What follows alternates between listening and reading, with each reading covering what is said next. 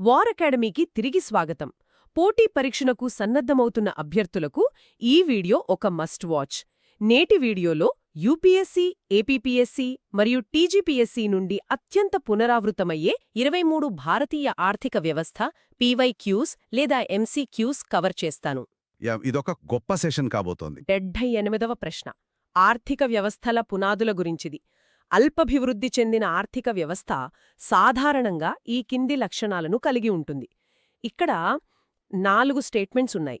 1 తక్కువ తలసరి ఆదాయం, 2 మూలధన కల్పన రేటు తక్కువగా ఉండటం, 3 తక్కువ డిపెండెన్సీ రేషియో, 4 ఎక్కువ శాతం శ్రామికులు తృతీయ రంగంలో పనిచేయటం. వీటిలో ఏవి సరైనవి?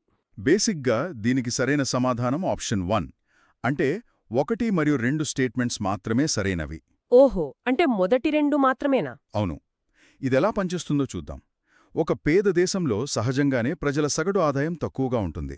కాబట్టి స్టేట్మెంట్ 1 కరెక్ట్. ఆదాయం తక్కువైతే తినడానికే సరిపోతుంది కాబట్టి వాళ్లు పొదుపు చెయ్యలేరు కదా? నిజమే. బ్యాంకుల దగ్గర డబ్బుండదప్పుడు. ఎగ్జాక్ట్లీ. బ్యాంకుల దగ్గర డబ్బు లేకపోతే పరిశ్రమలకు అప్పులివ్వలేరు. అప్పులు లేకపోతే ఫ్యాక్టరీలు రావు. దాన్నే మూలధన కల్పన తగ్గిపోవడం అంటాం. కాబట్టి స్టేట్మెంట్ 2 కూడా కరెక్టే. చాలా లాజికల్గా కనెక్ట్ అయింది. కాని నాకొక చిన్న సందేహం. ఫ్యాక్టరీలు లేకపోయినా సర్వీస్ సెక్టార్ ద్వారా బతుకొచ్చు కదా? మరి 4వ స్టేట్మెంట్ ఎందుకు తప్పు? అక్కడే అసలు కిట్టుకుంది. ఒక దేశం అల్పాభివృద్ధి దశలో ఉందంటే అక్కడ సరైన విద్య, నైపుణ్యాలు ఉండవు. స్కిల్స్ లేనప్పుడు తృతీయ రంగం అంటే ఐటీ, బ్యాంకింగ్ లాంటి సర్వీస్ సెక్టర్ ఎలా అభివృద్ధి చెందుతుంది? ఓ రైట్. వాళ్లకు తెలిసిన ఏకైక పని వ్యవసాయం మాత్రమే అన్నమాట. కరెక్ట్. అందుకే ప్రజలంతా ప్రాథమిక రంగంపైనే ఆధారపడతారు. ఇక 3వ స్టేట్మెంట్ విషయానికొస్తే పేద దేశాల్లో పిల్లల సంఖ్య ఎక్కువగా ఉంటుంది. కాబట్టి పనిచేసేవారిపై ఆధారపడేవారి శాతం అంటే డిపెండెన్సీ రేషియో చాలా ఎక్కువగా ఉంటుంది, తక్కువగా కాదు. ఎంత స్పష్టమైన లాజిక్! అండర్ డెవలప్డ్ గురించి భలే అర్థమయ్యింది. మరి అక్కడ్నుండి డెవలపింగ్ వైపుద్దాం. 79వ ప్రశ్న ఇదే. భారత ఆర్థిక వ్యవస్థ అభివృద్ధి చెందుతున్న కేటగిరీలో ఉందని సూచించే లక్షణాలేవి? 1 వృత్తి ప్రధానంగా వ్యవసాయం కావడం, 2 ప్రత్యక్ష లేదా దాగి ఉన్న నిరుద్యోగం, 3 నాణ్యత లేని మానవ మూలధనం, 4 తలసరి ప్రోటీన్ల వినియోగం ఎక్కువగా ఉండటం. ఈ ప్రశ్నలో బేసిక్గా మొదటి 3 స్టేట్మెంట్స్ సరైనవి. మనమిందాక చెప్పుకున్నట్లు అభివృద్ధి చెందుతున్న దేశాల్లో కూడా వ్యవసాయమే ప్రధానం. అవును. ఎడ్యుకేషన్ కూడా తక్కువే కదా? అవును. విద్య, వైద్యం సరిగ్గా లేకపోవడం వల్ల మానవ మూలధనం నాణ్యత తక్కువగా ఉంటుంది. కానీ ఇక్కడ మనం ఫోకస్ చేయాల్సింది 2వ పాయింట్ మీద, దాగియున్న నిరుద్యోగం. దీన్నే డిస్గైజ్డ్ అన్ఎంప్లాయ్మెంట్ అంటారు. అవును. ఇదొక విచిత్రమైన పరిస్థితి. అంటే వ్యవసాయంలో కనిపించని నిరుద్యోగం ఒక పెద్ద సవాలన్నమాట. పొలంలో 3 చేయాల్సిన పనిని ఇంటిల్లపాది 5 కలిసి చేస్తారు. కరెక్ట్. బయటికి చూస్తే అందరూ బిజీగా పనిచేస్తున్నట్లే ఉంటారు. కానీ ఆ 2 అదనంగా చేయడం వల్ల ఉత్పత్తి ఒక్క గింజ కూడా పెరగదు. మార్జినల్ ప్రొడక్టివిటీ 0 అనమాట. ఓహో, అర్థమైంది. మరి 4వ స్టేట్మెంట్ గురించి? 4వ స్టేట్మెంట్ ఎందుకు తప్పంటే మన దగ్గర అన్నం, రొట్టెలు లాంటి కార్బోహైడ్రేట్స్ ఎక్కువ తింటారు, కానీ పాలు, గుడ్లు, మాంసం లాంటి ప్రోటీన్ల వినియోగం చాలా తక్కువగా ఉంటుంది. పోషకాహార లోపం ఒక పెద్ద సమస్య. కాబట్టి ప్రోటీన్ల వినియోగం ఎక్కువ అనేది కరెక్ట్ కాదు.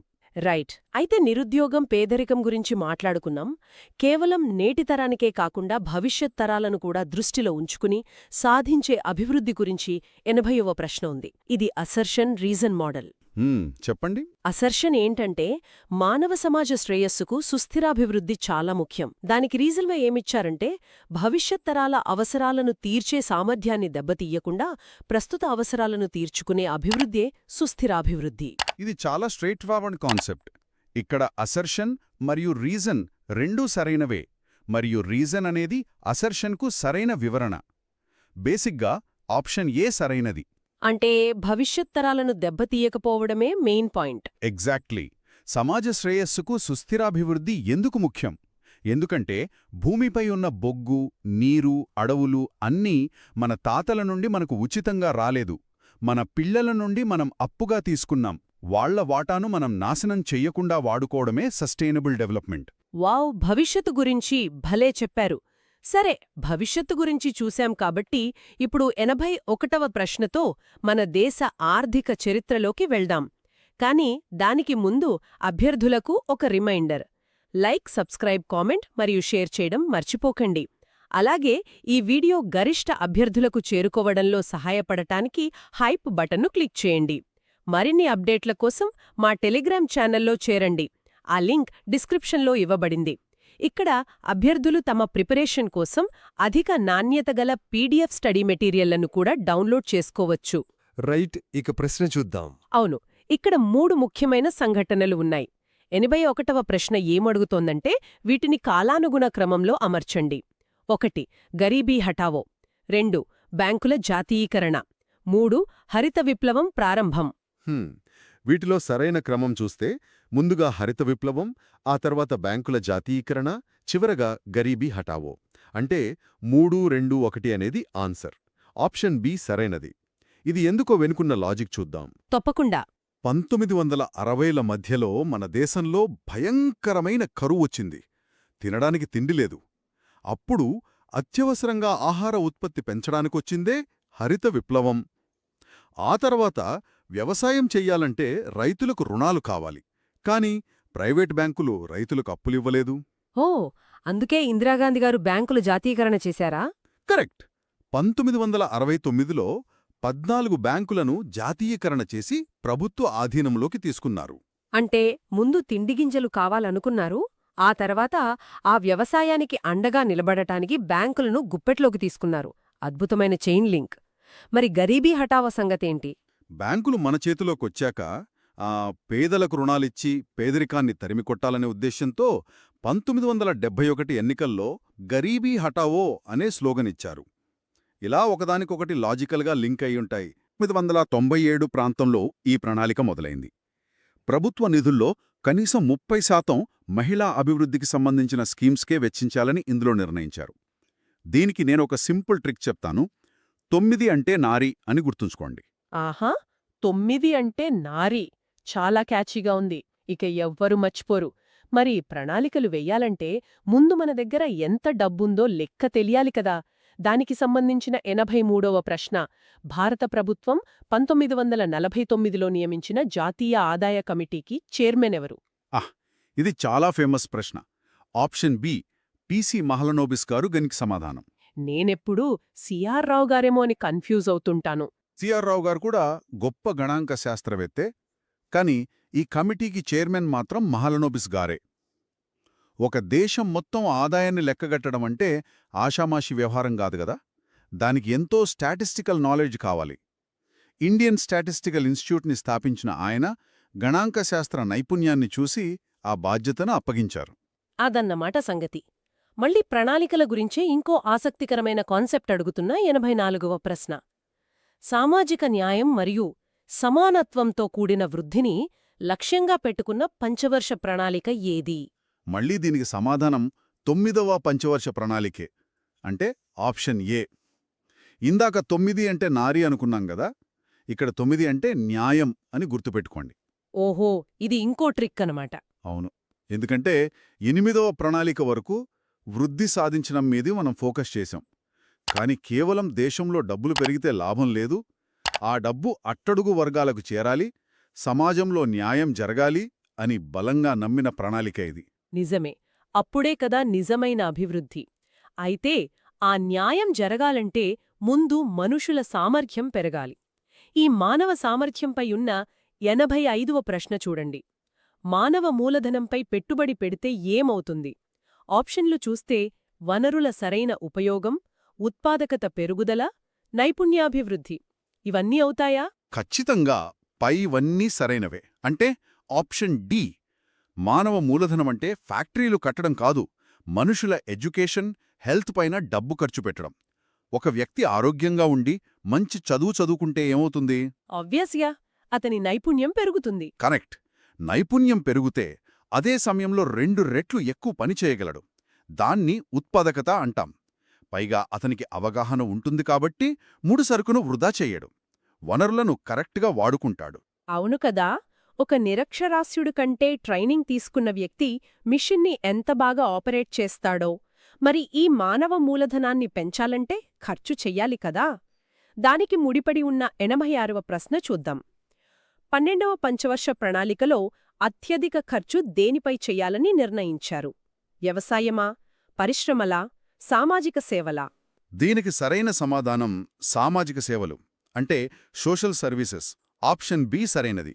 2012 నాటికి మన దేశానికి కావాల్సింది రోడ్లు, ఫ్యాక్టరీలు మాత్రమే కాదు, ప్రజల ఆరోగ్యం, విద్య, తాగునీరు ఎంతో ముఖ్యం. అవును, విద్యా, వైద్యం ఎంత ముఖ్యమో మనం రోజూ చూస్తూనే ఉన్నాం. ఒక దేశ బలమనేది వాళ్ల బ్యాంక్ అకౌంట్లో లేదు, ఆ దేశ ప్రజల ఆరోగ్యం, విద్యలో ఉంది. అందుకే సామాజిక సేవలకు బడ్జెట్లో సింహభాగం కేటాయించారు. సూపర్. ఎకానమీ అంటే కేవలం నంబర్స్ కాదు, మనుషుల జీవితాలు అని అర్థమవుతుంది. సరే, 87వ ప్రశ్నలోకి వెళ్లే ముందు మళ్ళీ ఒక చిన్న రిమైండర్. లైక్, సబ్స్క్రైబ్, కామెంట్ మరియు షేర్ చేయడం మర్చిపోకండి. అలాగే ఈ వీడియో గరిష్ట అభ్యర్థులకు చేరుకోవడంలో సహాయపడటానికి హైప్ బటన్ను క్లిక్ చేయండి. మరిన్ని అప్డేట్ల కోసం మా టెలిగ్రామ్ ఛానల్లో చేరండి. ఆ లింక్ డిస్క్రిప్షన్లో ఇవ్వబడింది. ఇక్కడ అభ్యర్థులు తమ ప్రిపరేషన్ కోసం అధిక నాణ్యత గల పీడీఎఫ్ స్టడీ మెటీరియల్లను కూడా డౌన్లోడ్ చేసుకోవచ్చు. కంటిన్యూ చేద్దాం. మనం సోషల్ సర్వీసెస్ గురించి మాట్లాడుకున్నాం, కానీ బయటి దేశాల మీద ఆధారపడకుండా ఉండటం కూడా ముఖ్యమే కదా. ఇదే మన 87వ ప్రశ్న. స్వయం సమృద్ధి మరియు విదేశీ సహాయం లేకపోవడం అనే లక్ష్యాలను ప్రకటించిన ప్రణాళిక ఏది? దీని ఆన్సర్ 4వ పంచవర్ష ప్రణాళిక, అంటే ఆప్షన్ సి. దీన్ని గుర్తుపెట్టుకోవడానికి మళ్ళీ ఒక చిన్న ట్రిక్ చెప్తాను. 4 ఫర్ ఫారిన్ ఎయిడ్ ఫ్రీడమ్. భలే కనెక్ట్ చేశారు. ఆ పరిస్థితులే మనల్ని ఆత్మనిర్భర్గా మార్చాయన్నమాట. అయితే ఇన్ని ప్రణాళికలు వేసిన ఆ ప్లానింగ్ కమిషన్ అసలు ఎప్పుడు పుట్టిందో అడిగే 88వ ప్రశ్న చూద్దాం. ప్లానింగ్ కమిషన్ ఎప్పుడు ఏర్పాటైంది? మొదటి ప్రణాళిక 1952 కాబట్టి ఖచ్చితంగా ఆన్సర్ 1952 అవుతుంది కదా. లేదండి, అక్కడే చాలామంది విద్యార్థులు తప్పు చేస్తారు. ఒక ఇల్లు కట్టాలంటే ప్లాన్ ముందే గీస్తారు కదా. అలాగే 1952లో ప్రణాళిక అమల్లోకి రావడానికి ముందే ఆ ప్రణాళికను రాసే సంస్థ పుట్టాలి. అందుకే ప్లానింగ్ కమిషన్ మార్చి 1950లోనే ఏర్పాటైంది. కాబట్టి ఆప్షన్ 2 సరైనది. 1948 అనేది ఐడియా మాత్రమే, 52 అనేది మొదటి ప్రణాళిక. హరిత విప్లవం గురించి అడుగుతోంది. భారతదేశంలో హరిత విప్లవ పితామహుడు ఎవరు? ఏమాత్రం ఆలోచించకుండా చెప్పాల్సిన ఆన్సర్ ఎంఎస్ స్వామినాథన్ గారు, అంటే ఆప్షన్ 1. ఆయన హై ఈల్డింగ్ వెరైటీ విత్తనాలతో మన దేశ రేషన్ షాపుల తలరాతను మార్చేశారు. మరి వర్గీస్ కురియన్ గారి పేరు కూడా ఆప్షన్స్లో ఉంది కదా. ఆయన పాల ఉత్పత్తిని పెంచిన శ్వేత విప్లవ పితామహుడు. కన్ఫ్యూజ్ అవ్వకూడదు అసలు. రైట్. వ్యవసాయం బాగుపడింది, కానీ అడవుల్లో ఉండే గిరిజనుల పరిస్థితి ఏంటి? వాళ్ల కోసం వచ్చిన 90వ ప్రశ్న.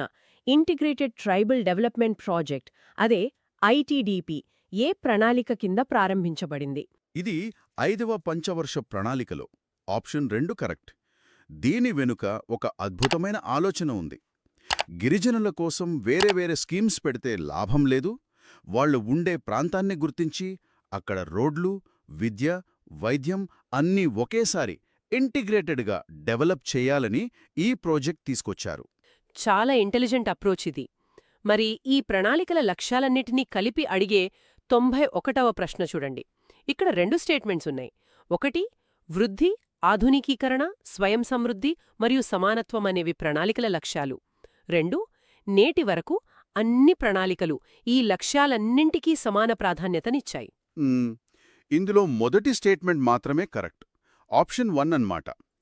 లక్ష్యాలను మీరు సింపుల్గా జెమ్స్ అని గుర్తుపెట్టుకోవచ్చు.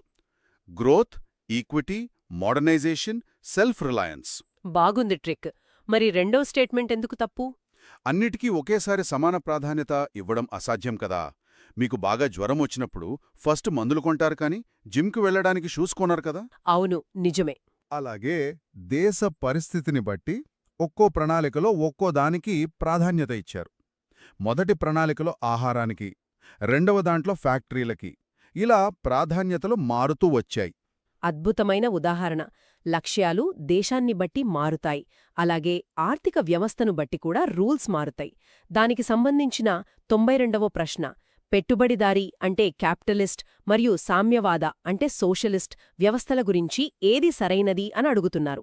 నా ఉద్దేశ్యంలో క్యాపిటలిస్ట్ వాళ్ళు ప్రజల అవసరాలకు తగ్గట్లు వస్తువులు తయారు చేసి పంపిణీ చేస్తారు కదా. అస్సలు లేదు. ఇక్కడ కేవలం స్టేట్మెంట్ 2 మాత్రమే సరైనది. Option 2 answer. ఒక క్యాపిటలిస్ట్ వ్యవస్థలో నీ అవసరం వాళ్లకు అనవసరం. బేసిక్గా నీ జేబులో డబ్బు ఉందా లేదా అని కొనుగోలు శక్తి మాత్రమే వాళ్ళు చూస్తారు.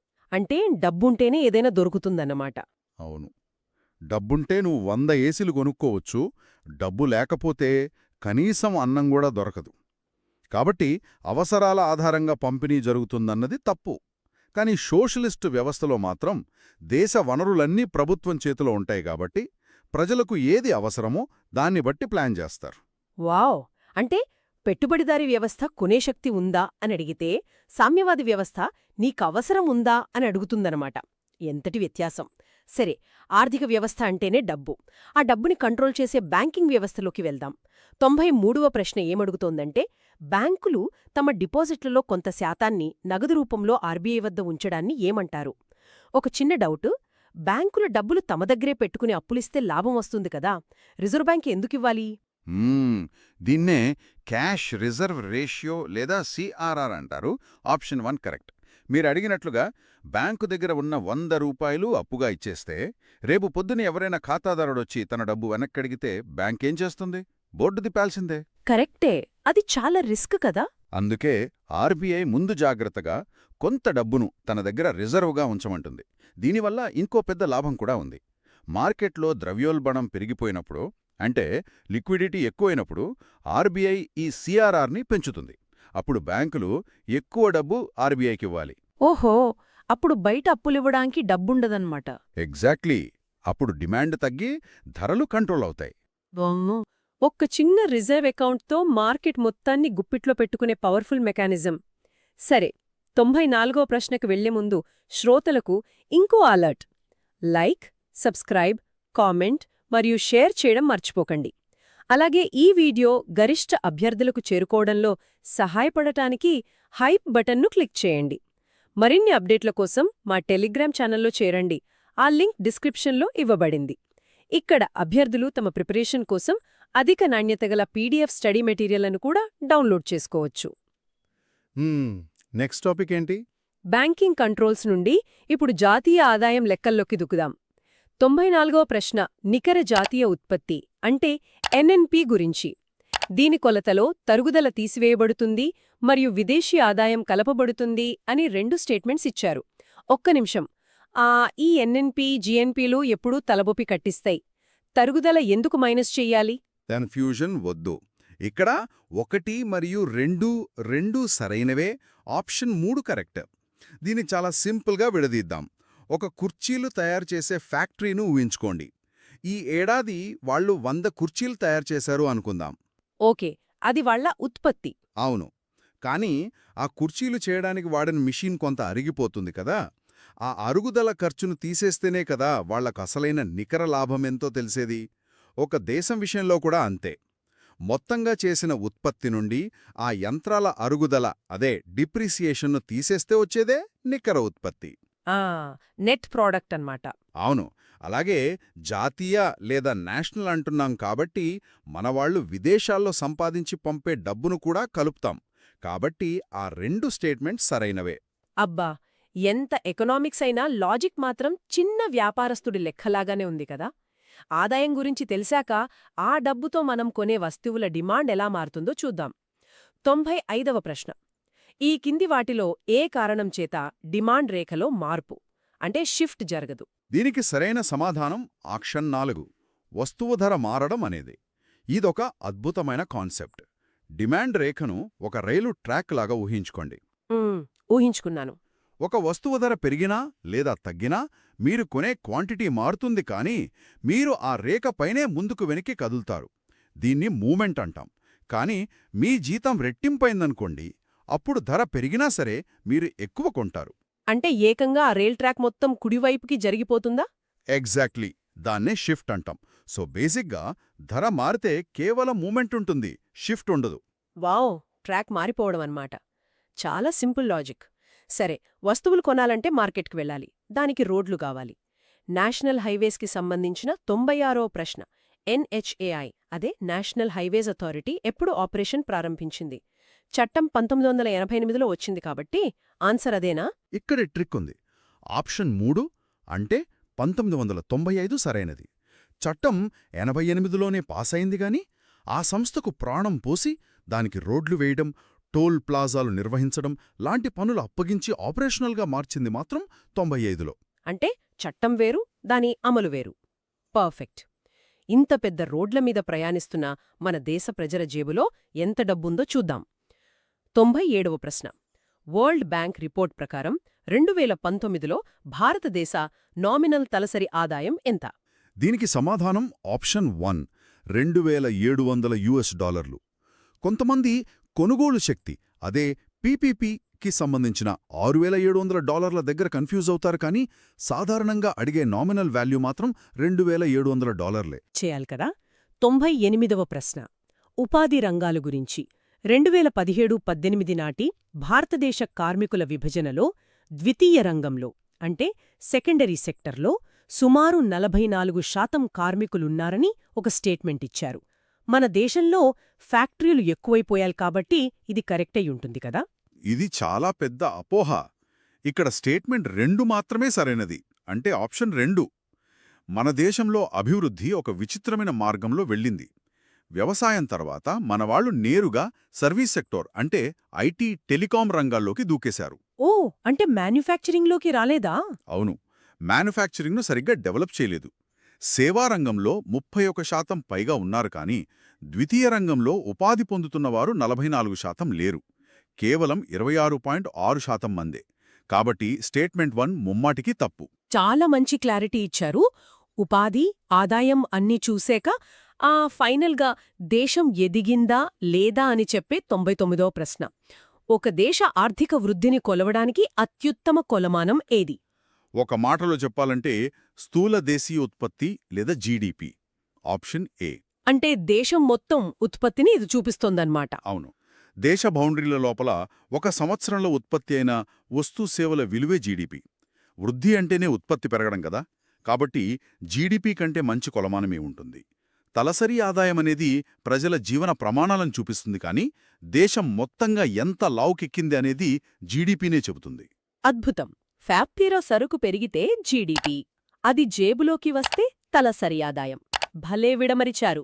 సరే, మన ఫైనల్ సెంచరీ కొట్టే 100వ ప్రశ్నకు వెళ్లే ముందు శ్రోతలకు చివరిసారిగా ఒక చిన్న రిమైండర్.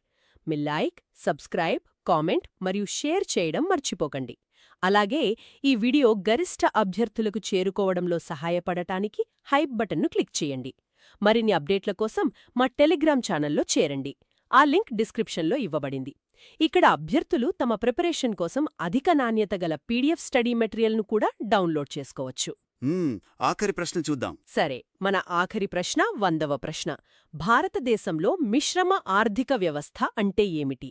మిశ్రమ ఆర్థిక వ్యవస్థ అదే మిక్స్డ్ ఎకానమీ అంటే ప్రభుత్వ మరియు ప్రైవేట్ రంగాలు కలిసిమెలిసి సహజీవనం చేయడం. అంటే ఆప్షన్ సి.